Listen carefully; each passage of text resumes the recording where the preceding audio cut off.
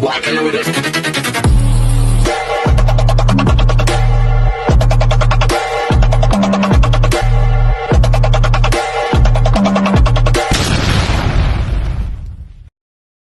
Hi everyone! Good evening! I'm back! It's your Mama Sam dito sa Sam Sam TV. Kamusta naman kayo mga amigo, amiga, kumare at kumpare? Sana lahat kayo ay okay na okay ngayong gabi. Syempre ko ako naman ang tatanungin ninyo. Nakikita naman ninyo ang beauty ng Mama Sam ninyo. Fresh overload pa rin. So medyo late na dito kasi madami akong ginawa kanina. Tapos ayun, sana lahat kayo ay nakakain na ng almusal ninyo, nakapag-dinner na. Kung kami naman ang tatanungin ninyo, syempre, nakapag-dinner na kami nino. Ang ulam namin today ay fried chicken. So, bumili ako ng chicken sa KFC. Kasi kanina sa school, yung mga bata kumakain ng fried chicken. Sabi ko, hala, parang gusto ko din kumain. Tumikim ako, tapos parang bitin. Kaya tinawagan ko si No, sabi ko, No, bibili ako ng chicken, huwag kang magluto. So, yon. So, na-enjoy naman ni No. So, nakita ko masaya siyang kumain kanina. So, masaya na rin ako. Kasi basta masaya siya, masaya ako. Ayoko yung ako lang yung masaya, tapos siya hindi. So, dapat dalawa kaming masaya. Diba? So, yon. So, na-enjoy naman namin. So, sana lahat kayo ay okay na okay ngayong araw ng Tuesday. So, ang bilis ng araw, no? Katapusan na. So, papunta na tayo sa February. So, sana na-enjoy ninyo yung January ninyo at nakapagsimula kayo ng maayos na sa unang buwan ng taon, di ba? So, sabing gano'n, kailangan chill-chill lang daw. So, eto na nga, syempre marami tayong chika ngayon na kasi may tanong sa akin, sabing gano'n, ano ba ang reaction mo sa pagdating ni Antonia Forcil doon sa Pilipinas? Ano daw ba ang ginagawa ni Antonia? Bakit parang bigla niya siyang dumating?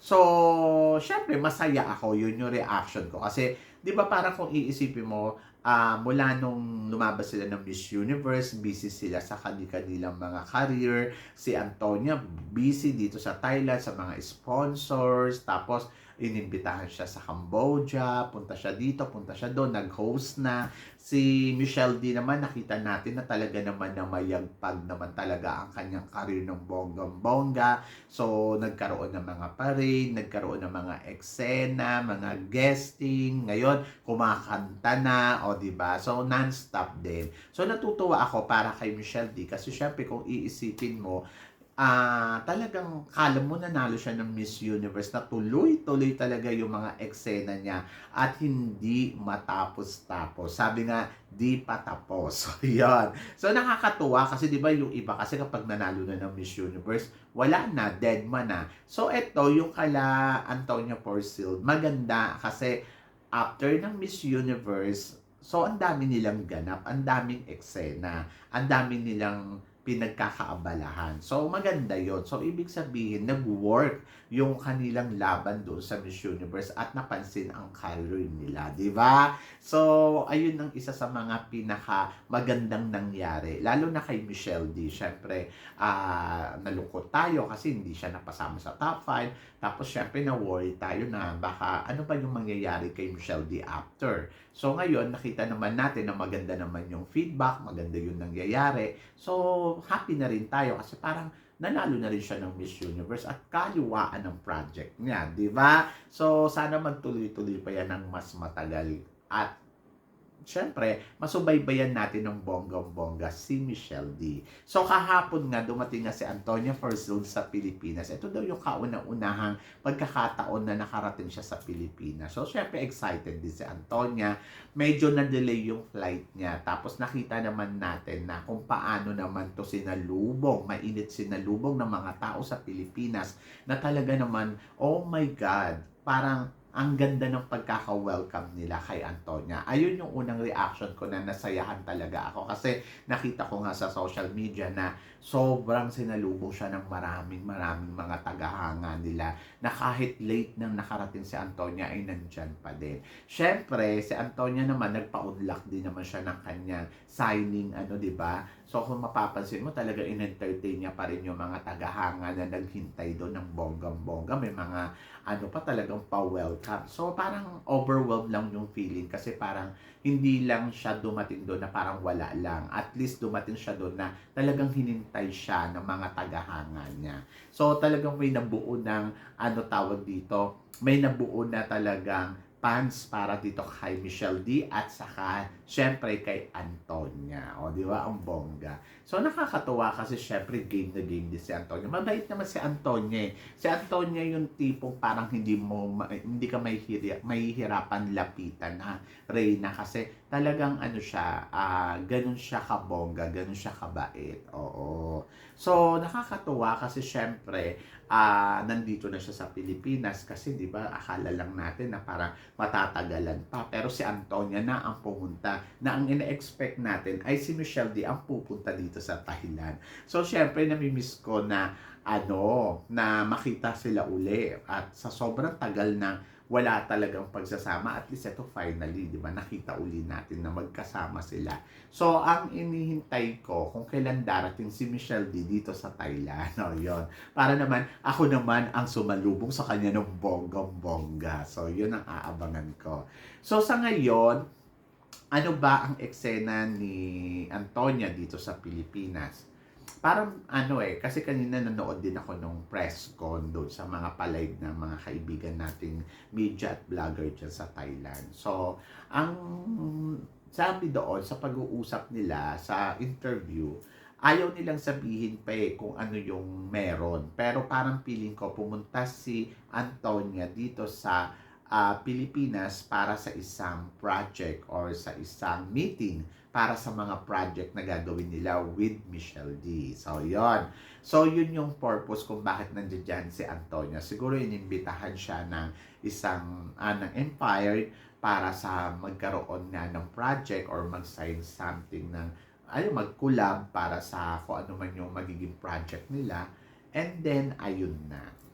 So, hindi ko lang alam kung okay na or na-deal na nila. Kasi, kung papansinin mo, hindi pa sila nagsasalita regarding doon sa project or kung ano man yung napag-usapan nila. Kumbaga, parang nasa planning pa siguro kaya hindi pa nila mai-release talaga ng bonggang-bongga kung ano man ang dapat nilang i-promote or kung ano man yung dapat nilang sabihin. Sabi nga no, stay tuned. So, maghintay lang tayo. And then, ayun, parang feeling ko si Antonia pupunta din dito sa Pilipinas sa coronation ng Miss Universe Philippines. So, invited din siya. And then, parang yun yung una nating aabangan, yung pagbabalik ni Antonia. Kaya lang kasi, syempre, tawag dito, siguro kaya hindi lang sila makapag-release ng maayos kasi siguro dahil sa conflict ng schedule. Kasi syempre si Antonia madami din gawnap, busy din talaga. So yung mga schedule niya talaga kung papansinin mo, sunod-sunod din. Kaya parang hindi siguro siya talaga maka-eksena ng bonggang-bongga pa sa kanina, sa interview, kumbaga parang hindi pa nila talagang masabi. Siguro may mga finals, ano pa yan, meeting, or paano, kailan ba, sasanayon ba. Pero nakakatuwa, no? Pumunta talaga si Antonia ng personal sa Pilipinas. And then, ayun, so syempre, nandoon na rin yung exciting tayo sa mga susunod nilang project, di ba? Kung ano man to. So, abangan na lang natin. At saka, syempre, dapat supportahan natin si Michelle D. At saka, syempre, si Antonia. Sa ngayon, nakakatuwa kasi kanina chinek ko, yung followers ni Antonia is 1.9 million. Yung kay Michelle D is 1.8 million. So, konting-konti na lang, magtatapat na yung kanilang mga followers na parehas na silang umabot talaga ng millions. Di ba? Na kung tutuusin, dati nag-start lang si Michelle din noon, nasa 500 o 400,000 lang or 300, mga ganun eh. Pero yung, eto na, tingnan mo nga, di ba, 1.8 million na. So, ibig sabihin, lumago talaga si Michelle D ng bonggang-bongga. Sana lang maalagaan ni Michelle D yung kanyang, yung kanyang mga supporters para, alam mo yun, na maipagpatuloy talaga to yung mga suporta sa kanya. So, yon. And then, of course, ayun, nakakatuwa dito, nakita natin na magkasama uli yung dalawa. And then for sure yung bonding moment nilang dalawa, hindi pa natin nakikitang magkasama si Celeste sa si Antonia Person, di ba? Kasi actually sila talaga yung magkaibigan, magbarkada. But hindi pa natin sila nakikitang magkasama. So abangan natin yon na kung magkikita ba silang tatlo. Kasi di ba si Michelle D, friendship din to si Celeste Cortesi. And then, tingnan natin kung magbabandin sila. Kasi parang feeling ko mabilis lang si Antonia dito sa Pilipinas. Baka nga 3 days lang or sa isang araw, babalik na yan or bukas. So, malaman natin yon. But ang nakakatuwa dito, syempre, merong sigurado na niluluto silang project para sa atin, di ba? So, yun yung abangan natin. Kanina sa interview, tinanong din si Antonia kung okay lang ba mag-guest sa teleserye nga ni Michelle D. Sabi naman ni Antonia, of course, so willing siya. So, bongga yun kapag ganon, di ba? So, tingnan natin kung ano. Baka siguro, isa din sa mga pinuntahan dito ni Antonia is yung parang nagkaroon siya siguro ng parang siguro collab na baka magiging agent niya si Mama Jonas, siguro ganon dito sa Pilipinas sa mga project, at baka may pictorials din si Antonia at saka si Michelle D para sa isang mga magazine, sa mga ganon. Abangan natin kung magkakaroon ba. Basta, kung ano man yung mga bagong update at kung ano man yung mga hihintayin pa natin kay Antonia at saka kay Michelle D. So, supportahan na lang natin. So, sa ngayon, wala namang malinaw na ibinigay na kung ano ba talaga yung meron sa kanilang dalawa kung bakit nandirito. Pero ang nasisiguro ko, kaya nandiyan dyan si Antonia sa Pilipinas kasi may niluluto nga proyekto.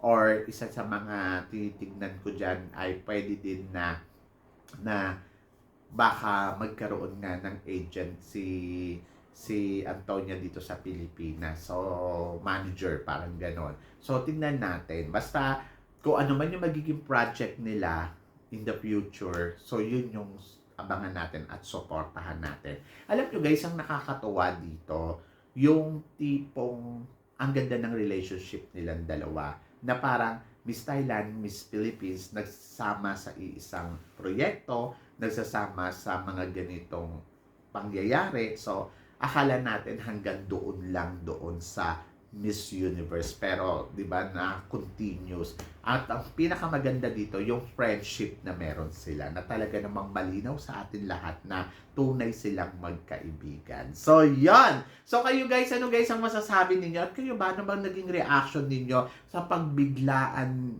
na pagdating ni Antonia sa Pilipinas? So, please comment below para at least malaman ko naman kung ano naman ang chika mo dito sa mga pinag-uusapan natin ngayon. So, yun guys. Guys, maraming salamat syempre sa inyong lahat sa walang sawang suporta na binibigay ninyo dito sa channel ko. At sa mga hindi pa po nakaka-subscribe dyan, please don't forget to click like and subscribe my channel. At i-click na rin po ninyo ang notification bell para lagi kayong updated. Syempre, sa aking mga chika. Sabi ng ganon, always keep smiling and always think positive. Walang imposible guys, magtiwala lang tayo sa itaas. Kaya guys, hanggang dito na lang. Hanggang sa muli nating chikahan. See you next time. Thank you guys.